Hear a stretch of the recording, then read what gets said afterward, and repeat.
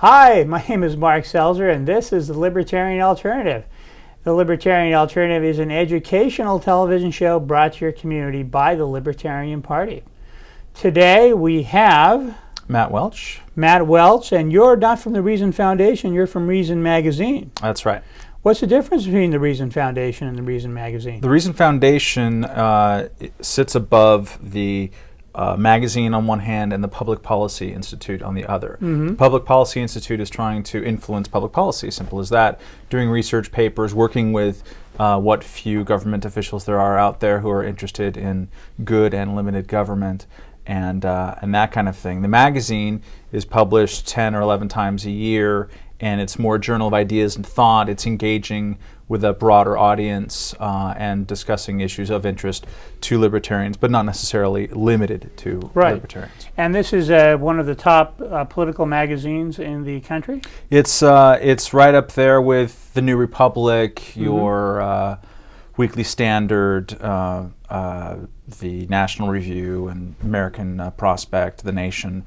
6 or 7 journals of opinion that are all pretty similar. Most of them have similar circulations and publishing schedules, and they all pretty much don't make money. And this is the only one that's not based in either Washington, D.C. or New York, although our editorial office, such as it exists, is here in Los Angeles, yet I'm the only person from editorial who works here. We, as our editor Nick Gillespie is fond of saying, we have a editorial structure structured not unlike Al Qaeda. Basically, it's a bunch of centralist cells, and we communicate mostly through email, including proofreading and this kind of stuff, and maybe cell phones. Well, that's quite a dubious association there. But anyway, you basically write about For Reason? I have a regular column each month written about the media, which I've been writing since April of 2004, I believe. And I've also been a full staff writer since September of last year as well. And I write about issues having to do with immigration, with Central Europe, baseball whenever I can get away with it. I wrote quite a bit about the recent intrusion of the government into the steroids. There's a great topic. Let's talk about that. What about that? The government. This was who's the senator? There are 2 senators that McCain. McCain came in, but the main action happened in the House. It's the House Committee on, and I'm going to use scare quotes, on government reform, which held hearings back in the spring on this. It was chaired by Tom Davis, Republican from Virginia, and the co-chair is Henry Waxman, a Democrat from Los Angeles. And they decided that really what the House Committee on Government Reform needed to do in order to reform the government was to subpoena, using their subpoena powers for the first time in more than a year, subpoena and demand that witnesses from professional baseball get up and demand on camera under oath whether they've done steroids or not. And this has led to a big media circus and various competing bills, including ones blessed by John McCain, who needs to be in on any sort of national nanny type of bill arrangement, mandating things such as making sure that every single, not just professional, but collegiate and even high school athletic program have mandatory drug testing, zero tolerance policies, and this kind of thing.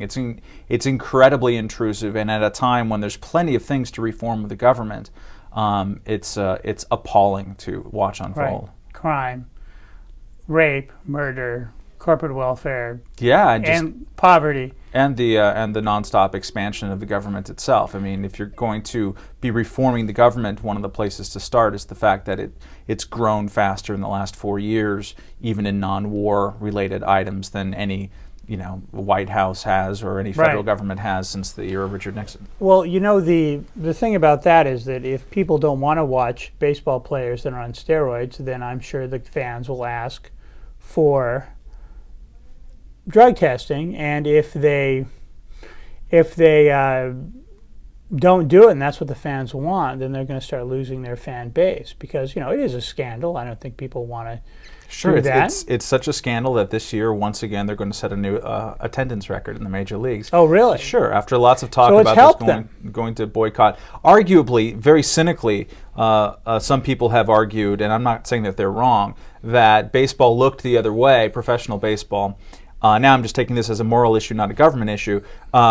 Baseball knew this was happening in their midst, but they used the bulked up slugger to gin up interest back when baseball lost a lot of audience because of the debilitating strikes and labor shutdowns. And so when Mark McGwire and Sammy Sosa started breaking or flirting with breaking Roger Maris's home run record, everyone kind of knew that they were on some supplements, especially Mark McGwire, who was caught with andro in his locker. And so the argument against Major League Baseball at the time is, well, it was good for their ratings, and so they used home runs to win the public back, and now they're getting caught for it. But in fact, what's happening now is that the management of Major League Baseball, Bud Selig in particular, who's a loathsome creep, he is using public outrage and the instincts of illiberal senators like John McCain, who wants to regulate a lot of different things about our lives, to try to break existing labor agreements and have them rewritten. So whenever he's not happy with what the Major League Players Union does,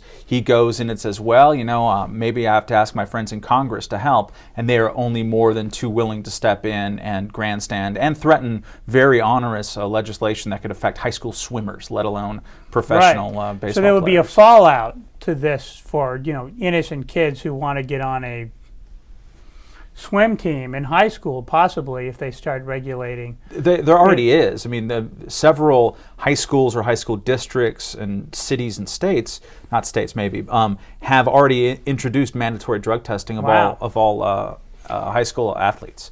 The high school that I grew up when you grew up in, you might play baseball.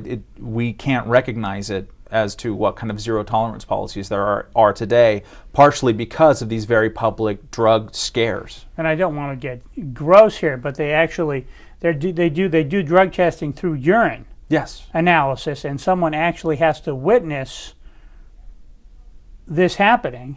Filling the cup. Imagine if you're 16. So we have people, older men generally, looking at actually witnessing this act. I mean, it's an invasion of privacy. It's a complete invasion of privacy. It's arguably you're using testing without any kind of probable cause. I mean, it's random. I think in some high schools you don't even have to be an athlete. Just you're a kid, so you might be on drugs. Oh God! And part of this is because of the moral panic ginned up. Right, and so also if they start drug testing kids, it's always going to be the kid that looks different, acts different, and possibly the minority kids in schools that are going to be drug tested, also maybe as a punishment even. Certainly. For acting out, which may have just to be a square peg, and suddenly, which we all are, I think, in high school in one way or another, and you're going to be singled out for this. That's a very troubling aspect there. But this is being used in baseball as a steroid testing, drug testing, as a political football.